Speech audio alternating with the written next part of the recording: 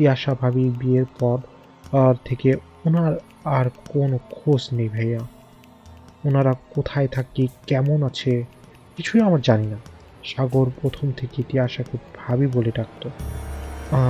ঠিক তখনই তনু খাবারের ট্রে হাতে ড্রয়িং রুমে এলো। টেবিলে প্লেট রাখতে রাখতে সে ভারী গলায় বলল, আমার না প্রথম থেকেই ওই রাজীব লোকটাকে সুবিধার মনে হয় ভাইয়া।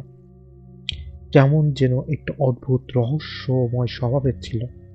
বিয়ের পর আপুকে নিয়ে সে কোথায় উঠল তার কোনো সঠিক ঠিকানা কাউকে দিল না। হঠাৎ একদিন সে আপুকে নিয়ে একেবারে উধাও হয়ে গেল। বাবা মা পাগলের মতো চারিদিকে খোঁজ করছেন, পুলিশের কাছে গেছেন, কত জায়গায় ঘুরেছেন, কিন্তু আপুর বা রাজীব কারো কোনো খোঁজ নাই।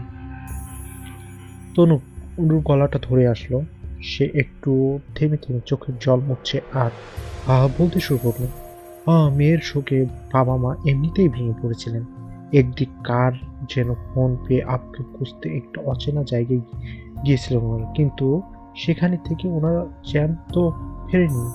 পরের দিন পুলিশ তাদের লাশ উদ্ধার করেছে। কিংবা কারা তাদেরকে মেরে